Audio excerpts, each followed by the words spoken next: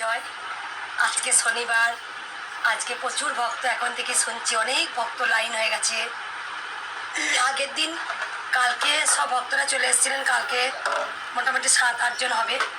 ওনারা চলে এসছেন আগে থেকে, বুঝতে পেরেছেন যে লাইন পাবো না হয়তো।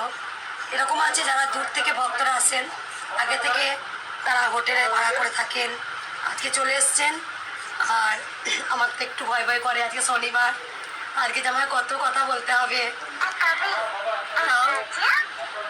তাও আমার যথেষ্ট সেবিকারা, তারপরে আমার ইতা মা, ডাক বাবা, ডাক মা, রান্নার মা, বন্ধু মা, আমার আরও সেবিকারা আছে যেগুলো নাম না বললেও নয়, তারাও আমার অনেক হেল্প করে। ওরা একটাই লক্ষ্য কি, ওরা বলেছে না মা, তোমার মন্দির যতক্ষণ না হচ্ছে আমরা আছি, আমরা থাকবো। আমার আমার বেশি এখন ঘরের কাজ করতে হয় না, ওরা খাইয়ে পর্যন্ত আমাকে দেয়।